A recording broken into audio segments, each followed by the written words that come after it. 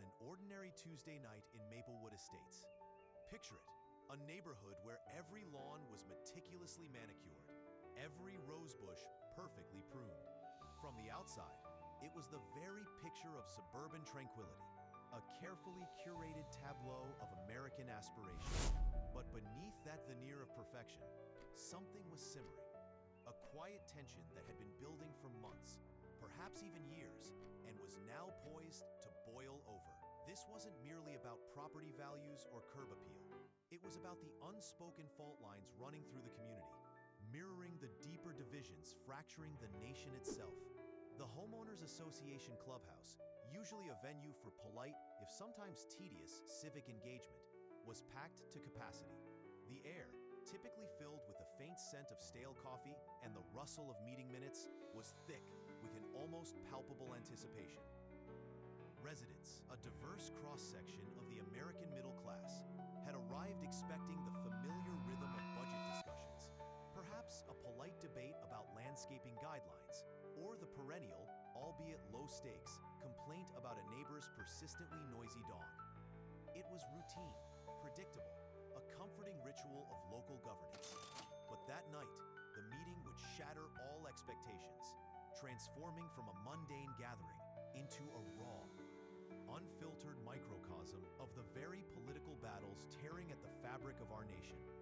Mr. Daniels, the long-standing HOA president, a man whose tenure was marked by an unwavering commitment to order and a voice that rarely wavered, cleared his throat.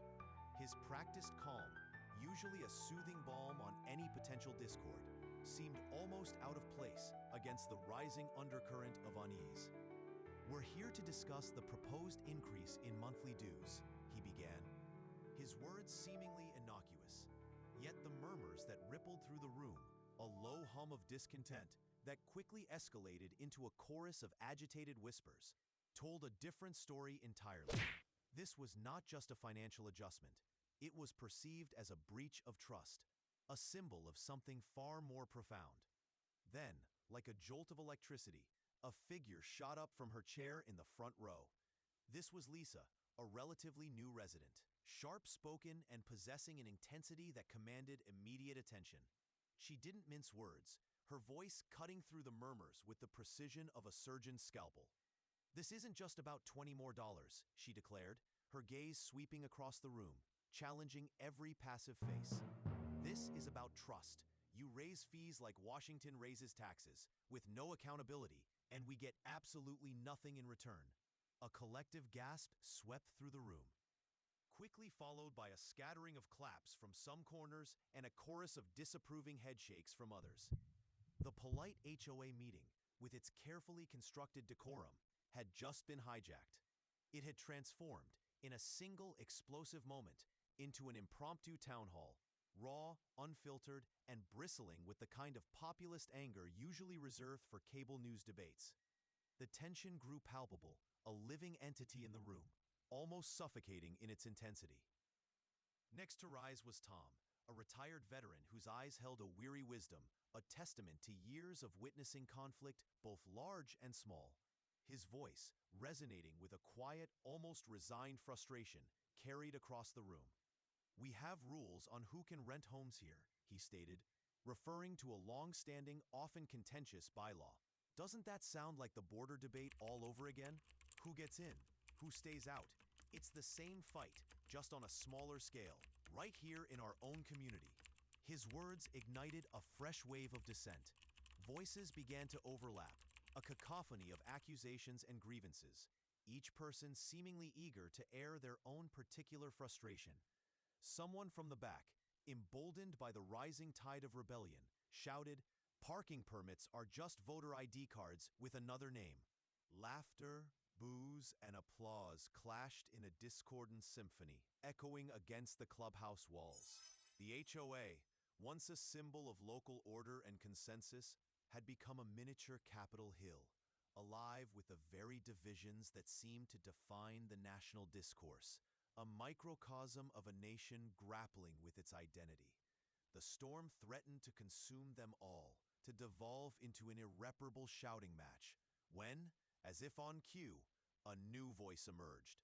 It was Sarah, a young mother who had never uttered a word at a meeting before, always preferring to observe quietly from the back.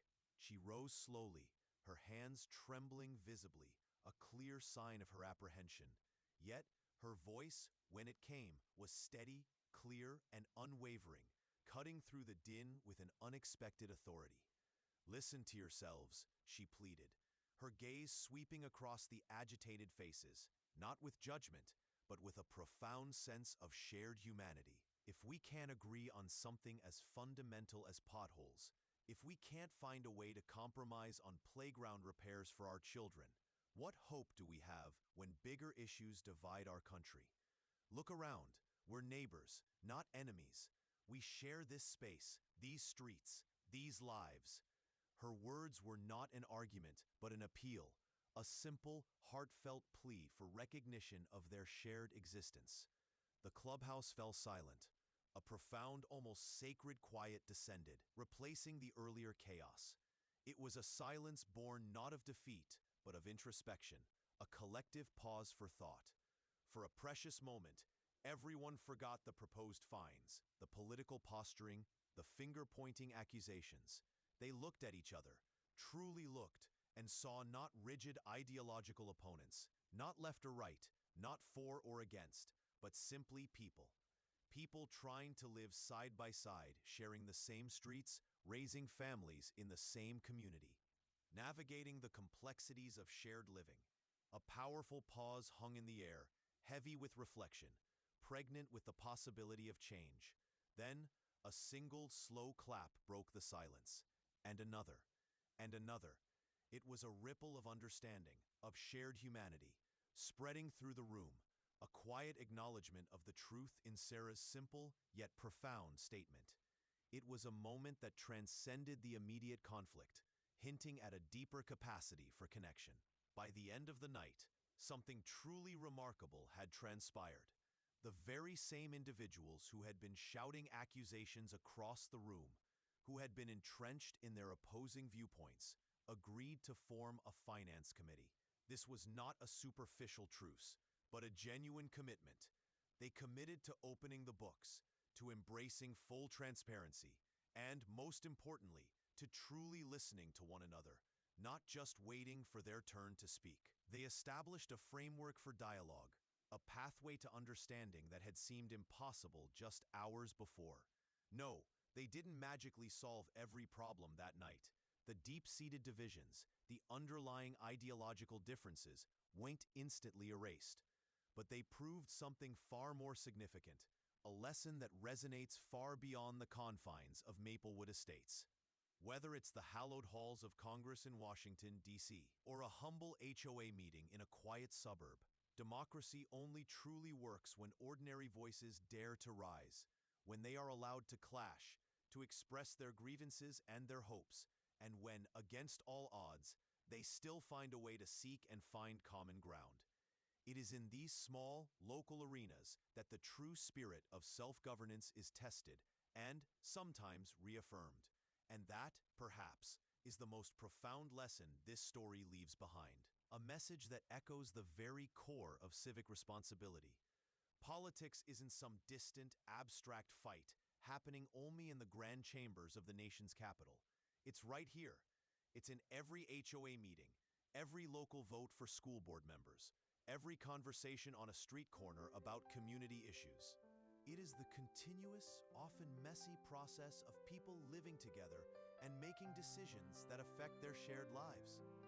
So the next time you receive a letter from your HOA, don't just see rules and fines or another demand for dues. See democracy